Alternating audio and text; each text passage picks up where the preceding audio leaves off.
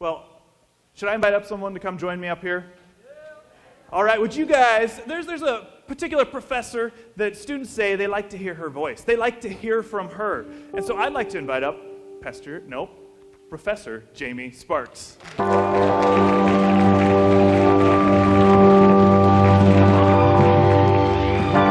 All right. Hello, Jamie. Hello.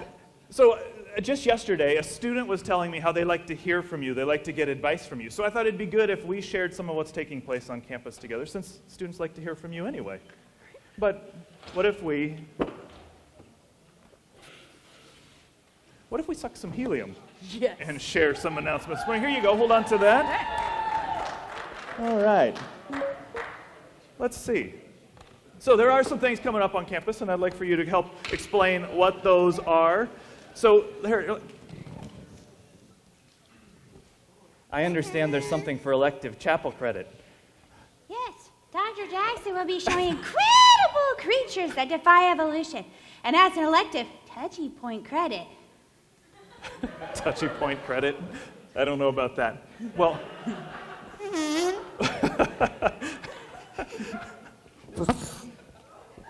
that was the balloon. Where is this located at? It will be Monday at 9 p.m. in Minjimbak. We need some more here. Minjimbak. 8:04. Come for the movie, snacks, and discussion. Oh, I'm losing it. You are losing it. That's the truth. Anybody agree with that? She's losing it. Watch it. Well, I also noticed some special guests in the back. Could you give a special shout out to them, and who are they? Today is a preview weekend. All right. And Well, they're guests. They're coming to check out CCC. Woo-hoo! So it's my understanding that, hey, get over here. It's my understanding that you have one more thing that you would like to share with us. But here, you say it better this way. You really do. Let me hand this over to you. What is this? They're one going to other want me to thing? do class like this. Does anyone want to be a guinea pig? Because research methods is needing guinea pigs to do experiments and take surveys. So,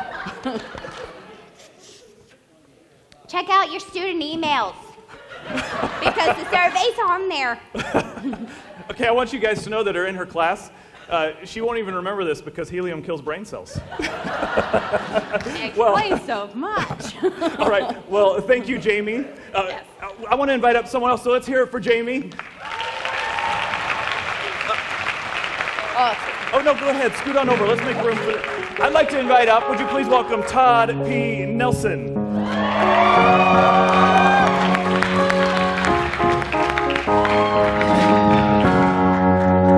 And as many of you guys know, Todd, he's the head of Senate here on campus, and Senate is the student voice, right? Is that right? Yeah, that's right. We try to be a voice for students on campus to give their wants or needs to faculty and staff. All right, so here's what I want to do. I want to draw out of this container to give Todd, because since this is Senate, it only makes sense that we would share these in a more unique way this morning. And so I'm going to draw out of this container a voice that he should share this announcement in, and then out of this container, I will draw what the announcement is. Does that sound good? Does that sound good? That sounds perfect to me. Okay, so. That's what you want to do. Okay, here we go. So, let me see here. So, the voice is President Nixon. President Nixon. Can you handle that? Yeah, okay, yes you can. And the subject is Halloween party. President Nixon, Halloween party. Fill us in. My fellow Americans,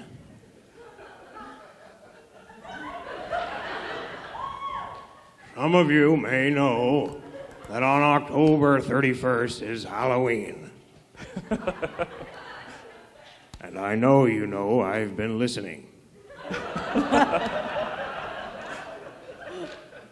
The Student Senate and the cafeteria are putting on a Halloween party. It'll be from 9 to 11 p.m. You should go. You can win a prize. I won't steal it. I'm not a crook.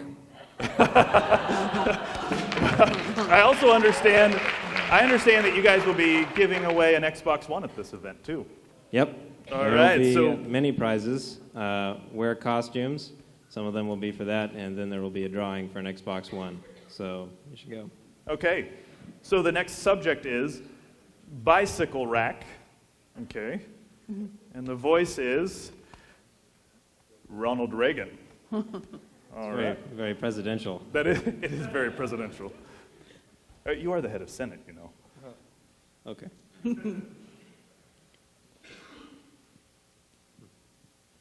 Well, that's a funny thing, Senate.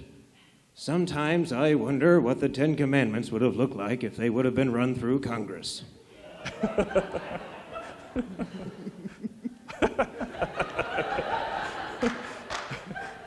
It's okay, President Reagan, you've got this. Well, folks, you may have noticed that we reinstalled the bike rack on North Klein. Thank you to the faculty and staff that helped us do that. I remember my first bicycle. It was the first bicycle. Thank you, Ronald Reagan. And let's hear it for Senate as well. All right. So this next one, the subject is boys and girls.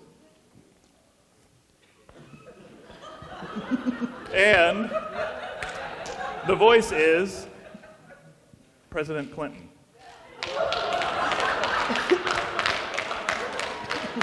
One of those two things is going to be very easy for Clinton. Yeah, good luck to you.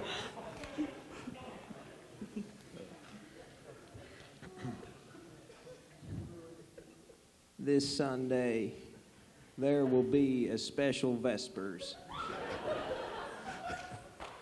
All the boys, you fine fellows, will head to the mud hole.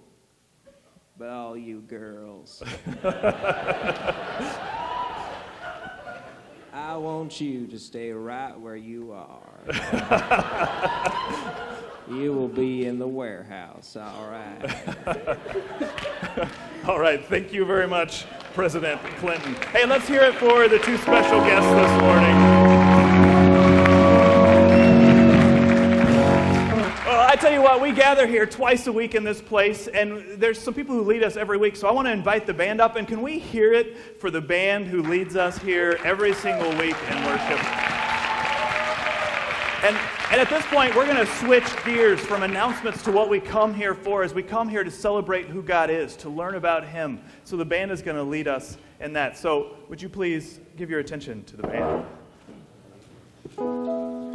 Please stand and join us in singing Seek Ye First.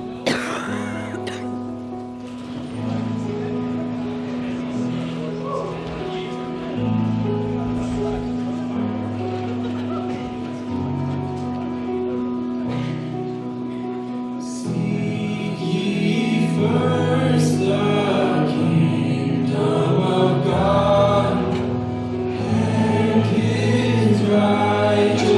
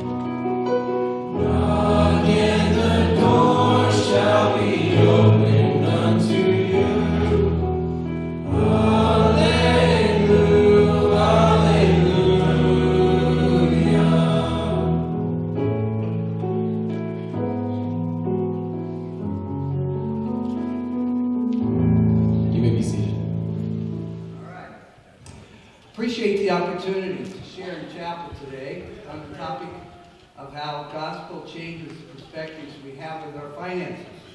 For those of you that don't know me, I'm the chair of the business department. I've been at Central since 1982, serving in a variety of ways over those years. My parents met at Central years ago. My wife attended Central, and all four of my children have attended. I've got lots of aunts and uncles and cousins that have been here, so Central runs deep in my family. In fact, the very first time that I kissed my wife was at 1975 homecoming. She was the queen. So as her escort, I got to kiss her. So that was my first time to kiss my wife.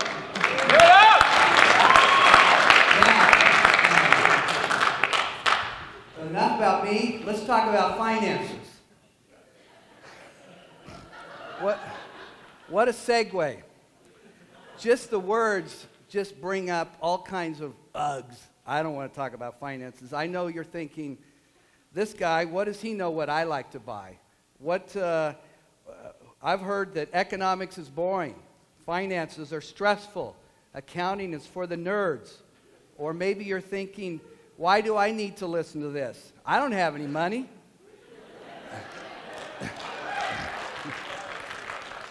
I can tell there's a few of you that are thinking that.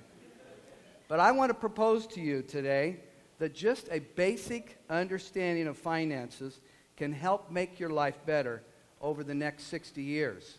So, this is a shameless plug for our personal finance class that meets in the spring at 10:30 Monday, Wednesday, Friday. For those of you that have had this course over the next 5 to 10 years, you will soon put into actions the principles that we have learned. Now, should a better understanding of our finances and how economic principles work affect how we use the money the Lord's entrusted to us?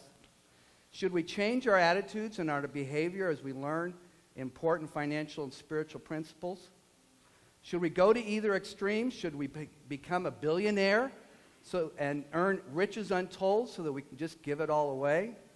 Or should we take a vow of poverty and produce very little from an economic standpoint and let others take care of us? Well, I say no. The answer for most of us lies someplace in the middle. The great John Wesley, whose teachings led to the Methodist movement, said this about finances: earn all you can, save all you can, and give all you can. What a great principle to live by. I could probably just sit down right now and be done, but then all of you would just get up and leave, and Pastor Morin would be wondering, what in the world just happened? So, but first, let's have a little bit of fun.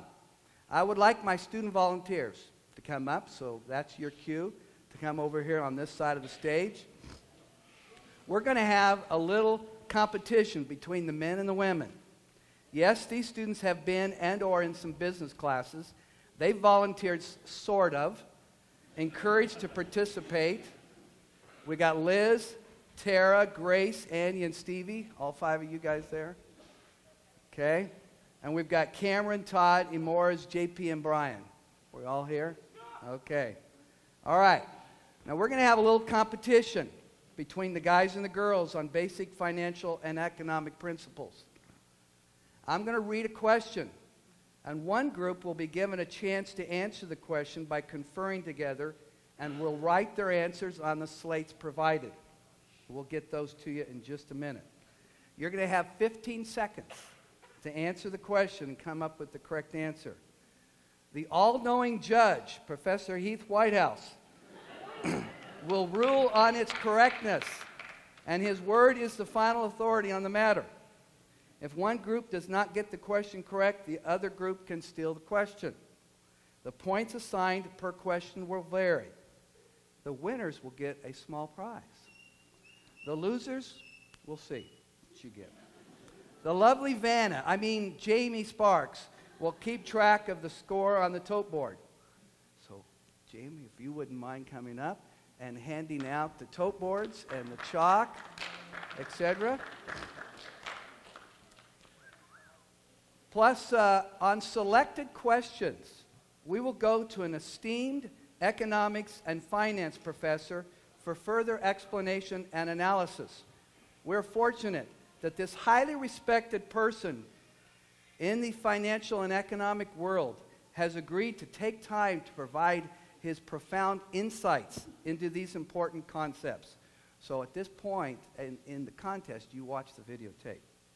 First, we have to determine which group gets the first question by having a quiz off on an initial question. No points for this initial question. The winner of the question will get the first question a chance to earn the point. So you need to write down on your slate, and the first one to put your slate up is the one that gets is the one that wins the point or wins the question. Now, all of these questions represent some financial or economic concept, principle, or fact. They just touch the surface of our financial understanding. The more we understand these principles, the better choices we can make throughout life, and more we can financially support worthy causes, starting with our local church. So the first quiz-off question, and I think I'm going to move back so you guys can kind of have more room here. So you guys get in a huddle. Everybody, all the girls get in a huddle, and the guys get in a huddle, and you guys decide. And now the first one to give the correct answer is going to get the first question, chance at the first question. And Mr. Whitehouse determines who gets that, okay? All right, here's the first question. In 1776, Adam Smith wrote The Wealth of Nations. In that book, he coined a famous phrase that illustrated how the millions of decisions we all make every day describe the market system. What is that phrase? Answer me. There you go. It looks like the girls had it first. They answered invisible hand. And Morris, brace yourself like a man and answer me, all right? Okay. All right. The answer was the invisible hand. All right. So the ladies, you get the first question. All right. You ready? What percentage of your total gross income should be spent on your rent or mortgage? And you can give me a range. There'll be a range that's correct. So 15 seconds. The source is our personal finance text. All right. Are you timing this, Mr. Whitehouse? Sure. Maybe I need to time this. Okay. All right. We need an answer. All right, the girls said 15 to 35%. That's almost correct. Guys, what do you got? That's not correct. Oh. That's not close enough. That's not close enough. Not close enough. What do you got? You guys were incorrect, too. All right. Neither one of you get a point on this one. All right. The answer is between 25 and 30% of your income should be spent on It wasn't correct enough. On your rent or mortgage. All right. The ladies were too far range. And that source was our personal finance book. All right. The guys get this question. The Federal Reserve is the nation's bank and helps control the money supply. The chairman of the Federal Reserve is often referred to as the second most powerful person in the U.S. What is this person's name? The guy said Janet Yellen, and that is correct. That is correct. All right, a point for the guys. Now, we've got a picture of Janet Yellen, and we're going to hear from our esteemed professor at this time. Janet Yellen, the $17 trillion woman, was appointed to the head of the Federal Reserve in 2014. This put her at the head of the U.S. banking system. Now she keeps the economy running smoothly by regulating banks and by trying to control inflation. This is accomplished by the discount rate, the rate the Fed charges banks on loans. Forbes magazine has put Janet Yellen as the sixth most powerful person in the world, and definitely the most powerful woman in the U.S. Hillary, step your game up. Okay, ladies, we're back to you. Here's your next question. Financial investors would say we are a global economy. Besides the U.S., what other economic powerful country in the world would those financial investors say to watch? Great Britain, Japan, China, or Greece? Got 15 seconds.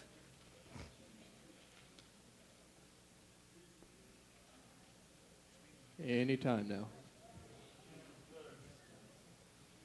The girls said China, and that is correct. That is correct. All right, the girls are on the board. The girls are on the board. All right. For the next question, this is a guy question. Going to the guys. The Dow Jones Industrial Average is a popular barometer for how the economy is doing. How many industrial companies are included in the Dow Jones Average?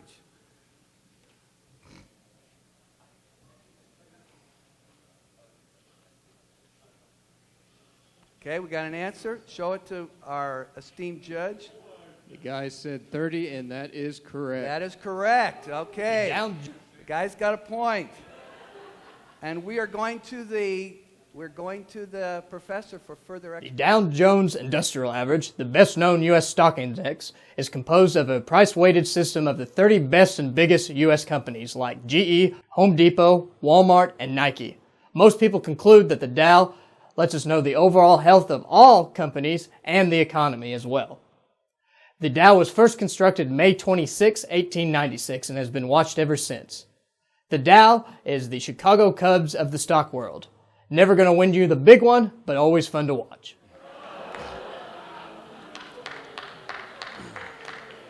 All right. We're back to the women. What's our score? 2-1. 1-2. Okay. All right. This is a true-false question. You just need to write true or false. Money is the root of all evil.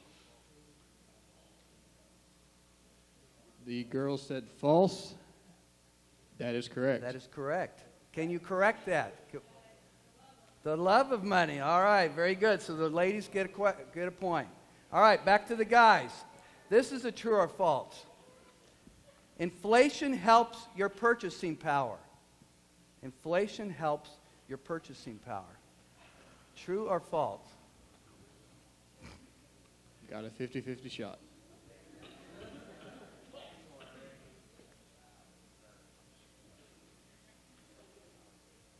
True or false? I'll take T or F. All right, we got an answer? False. The guy said false. That is correct. That is correct. All right. They take the lead again. All right, and we go to the professor for more information. Inflation is the sustained increase of the general price level of all goods and services. In other words, to keep the same standard of living, it's going to cost you more. Purchasing power is how many goods and services you can buy for $1. As a decrease in purchasing power is inflation. Why does that matter? Because it affects every financial decision that you make. All right, thank you, Mr. General Professor. We appreciate that. Hey, what is the current, according to your letter, what is our current inflation rate right now? Anybody want to take a guess? What's that? Not 5.5, too high? Not 2.5? 1.7. 1.7. Historically quite low. All right. Going to number 7. Girls, ladies, true or false? Buying a single company stock usually provides a safer return than a stock mutual fund. Buying a single company stock usually provides a safer return than a stock mutual fund. True or false? They answered false. That is correct. That's correct. Now, here's another interesting tidbit. According to a San Diego State University study that was done in spring of 2015, 40% of young Americans, including your age, could not answer that question correctly. Our ladies answered that. All right. So we're at 3-3. Okay. This one's a completion question, guys. High return on an investment usually means high what? High return on an investment usually means high what?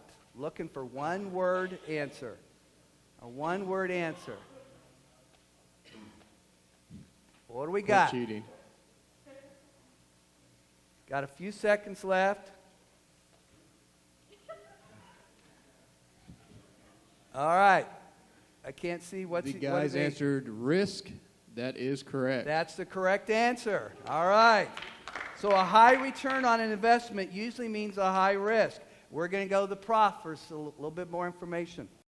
Increasing one's amount of stock in one's portfolio will increase your average returns, but also increase your risk as well. For example, since its inception, the stock market has increased on average 8 to 10% per year. But in 2008 and 2009, it decreased by 50%. 5 years later, the stock market has recovered, but not everyone who invested during that time has recovered all their money back. The key is don't put all your eggs in one basket. All right, thank you. Appreciate that. All right, where are we at? Number 9, we're back to the ladies. Now, this is a little longer question. Imagine that the interest rate, and I've got it printed there for you, on your savings account was 1% per year, and inflation was 2% per year. After 1 year, would you be able to buy more than, exactly the same as, or less than today with the money in this account? Your answer should be more than, exactly the same as, or less than. The answer that they had less than smiley face, I'll disregard the smiley face. That is correct. That's correct. So where do we stand? We're 4-4, right? Okay, so the guys, you can win this with a correct answer on this. No need for a bonus question. All right. This is a true-false question. All right? The best time to buy a stock is when the prices of stock are falling. The best time to buy a stock is when the prices of stock are falling. True or false? Got about 10 seconds left.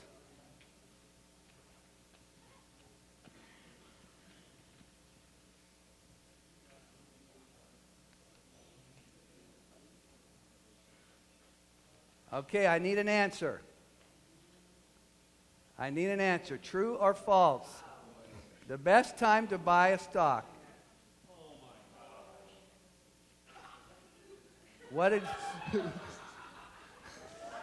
was their answer? Yeah, what is the answer? I need to see it.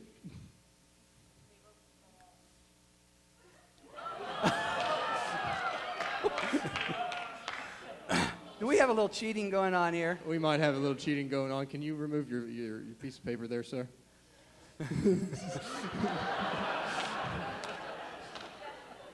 What is your final answer? You're going to stick with that one? Are you sure? Are you positive? This is your final answer. This is your final answer. This is your All last right. chance. Okay, you're going with true. That is correct. That's correct. That's correct.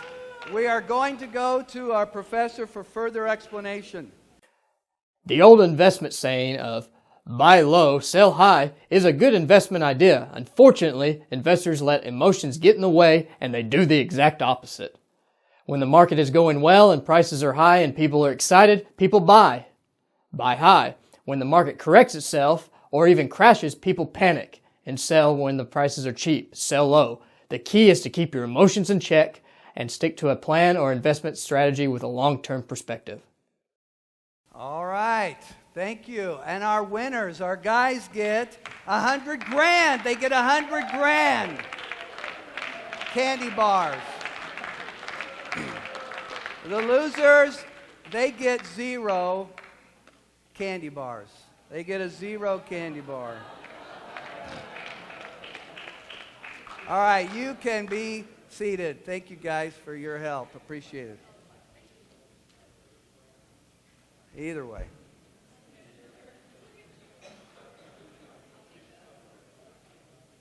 Okay. We've had some fun, but let's get a little serious about what Scripture says about our finances. Did you know that the New Testament has more to say about our finances and stewardship of our resources than any other topic, such as love, forgiveness, faith, etc.? So Jesus must have thought that how we used our finances must be pretty important. Maybe not ultimately more important than many of the biblical core principles, but he must have anticipated that we would need some further insight and additional stories and parables to make sure we got it right. Much of what I have here, I'm sharing from a book entitled Neither Poverty Nor Riches by Dr. Craig Blomberg. I want to thank him for his insights that assisted me in putting my own thoughts together. Dr. Blomberg is a professor at Denver Seminary and is widely regarded as one of the premier New Testament scholars alive today. He's also one of Justin Morin's former faculty. So let's look at some of ABCs of finances. How does the gospel change our attitude toward finances? Next, how does the gospel change our behavior when it comes to finances? And lastly, how does the gospel help us be more consistent in our application of our attitude and behavior in finances? First, our attitude. Those of you that have taken a psych course or two know that an attitude can be defined as a psychological tendency expressed by evaluating something with a degree of favor or disfavor. It seems to me that we need to start there regarding our finances. That's our attitude. If we take the attitude that it's all mine, I earned it, I get it, and I get to decide how I spend it, that's really not supported by Scripture. But if we take the attitude that, Lord, thank you for your provisions. You provided this job for me. You're taking care of me, and everything I earn is yours. I want to be deserving of what you have entrusted to me. Help me make good decisions as I spend, save, and give. Wow, what a difference in attitude. That was a conviction to me, even as I read that. Am I really doing this? What illustrations might we find in Scripture? And I'm using the NIV version here. Blomberg refers to the widow's mite story, where in Mark, Jesus sat down opposite of the place where the offerings were put and watched the crowd putting money into their temple treasury. Many rich people threw in large amounts, but a poor widow came and put in 2 very small copper coins, worth only a fraction of a penny. Calling his disciples to him, Jesus said, I tell you the truth, this poor widow has put more into the treasury than all the others. They all gave out of their wealth, but she out of her poverty put everything, all she had to live on. Her willingness to give her all to God's work was what impressed Jesus, not the amount.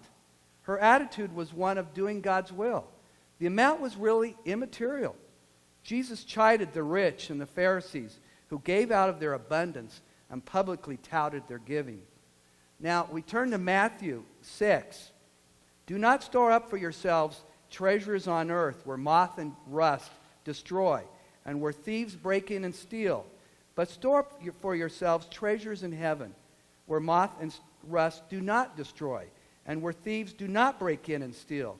For where your treasure is, there your heart will be also. Now, that's an attitude. That's a frame of mind. Now, so what? How does this really affect me? If we take the position that all of what I earn is God's, and He has entrusted my earnings to me, what we do is we stop and think as we purchase something, and we ask ourselves, is this an important and appropriate purchase? Also, it's scriptural to tithe our income. Generally, that has come to mean 10%. As we tithe, we filter our decisions through what we know the Lord is calling us to support. We start with our local church and support others in need with our giving. Rather than taking the attitude of hoarding and keeping our earnings, we thank God for our earnings, spend our income according to God's guidance, and give to others as God directs the need. Now, how the gospel changes our behavior. One definition of behavior is the following: the way in which one acts or conducts oneself, especially towards others. Our behaviors are influenced by our attitudes. As we change our attitudes, how does this change our behavior? What are we supposed to do? How are we supposed to behave? Does the gospel change our behavior as well? First, we relax. Very much what Todd Stevenson shared last Friday. We understand that God will provide. We relinquish this consumerism behavior and tone down our obsession with stuff. We don't have to have the latest and greatest. We don't have to stay up with the neighbors and our friends.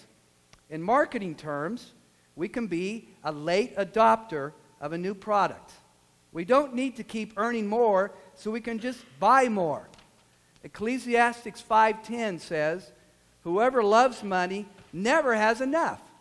Whoever loves wealth is never satisfied with their income. This too is meaningless." Dave Ramsey, the well-known conservative consultant, says, "Control your wealth. Don't let it control you." Mark 8:36 says, "What good is it for a man to gain the whole world, all the finances in the world, and yet forfeit his soul?"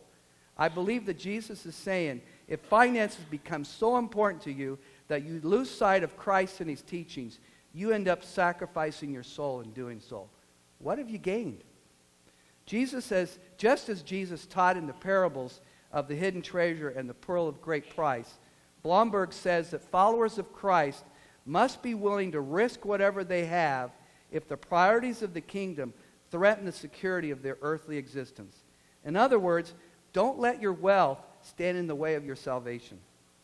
Okay, so we've discussed attitudes, we've discussed behavior, and now for consistency. How does an athlete learn the skills to compete at high levels? They consistently practice doing the right drills. How does a musician play music at extraordinary levels? They consistently practice the music to the point that it can be performed flawlessly. Practically, this means budgeting our monthly income, month after month, year after year, yes, month after month and year after year. We need to know where our money is going by knowing what our monthly income is and what our monthly expenses are. This also means making good purchasing and investment decisions. Dave Ramsey says, a written plan gives the budgeter empowerment, self-accountability, and control. The Lord will bless us as we become diligent with our earnings and will honor us as we consistently give. 2 Corinthians says in 9:7, each man should give what he has decided in his heart to give, not reluctantly or under compulsion, for God loves a cheerful giver. We need to consistently pray that the Lord grants us a spirit of giving. As I said earlier, John Wesley's admonition seems to wrap it up, all up for us. Earn all you can, save all you can, and give all you can. Matthew 6:33, we sang it this morning. But seek first his kingdom and his righteousness, and all these things will be given to you as well. In summary and closing, seek what the Lord has for you, and he will take care of you. You will be blessed beyond measure. Thank you.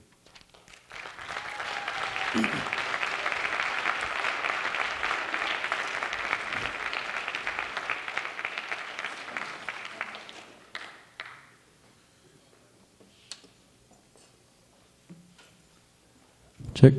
Please stand and join us in singing Forever Rain.